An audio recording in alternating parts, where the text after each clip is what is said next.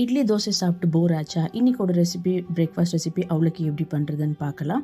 So அதுக்கு ஒரு cup அளவுக்கு அவலுக்கு எடுத்துக்கினேன். அதுன்னா அவலில் நல்லா வாஷ் பண்ணி ஒரு 10 to 15 மினிட்ஸ் நல்லா ஊற வைக்கணும். பாருங்கள், இந்த மாதிரி நல்லா ஊறணும். இது இப்போது ஒரு கடாயில் எண்ணெயும் வேர்க்கடலையில் போட்டு நல்லா வறுத்து எடுத்து வச்சிடலாம். இது அப்படியே இருக்கக்கூடாது, ரொம்ப தீயக்கூடாது.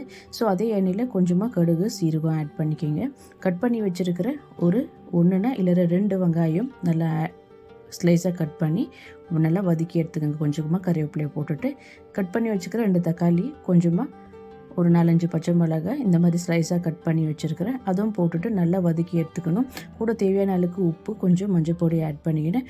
ஒரு 5 நிமிஷம் நல்லா தக்காளி குக் ஆகிற வரைக்கும் நம்ம மூடி போட்டு வைக்கலாம். பாருங்கள், இப்போ நல்லா இது குக் ஆகிடுச்சு. இப்போ ஊற வச்சுருக்கிற அவலை நம்ம இதில் ஆட் பண்ணால் சூப்பரான ஒரு பிரேக்ஃபாஸ்ட் ரெடி ஆகிடுச்சு. வறுத்து வச்ச வேர்க்கடலையும் கொஞ்சமாக ஃப்ரெஷ்ஷான கொத்தமல்லியும் நம்ம ஆட் பண்ணி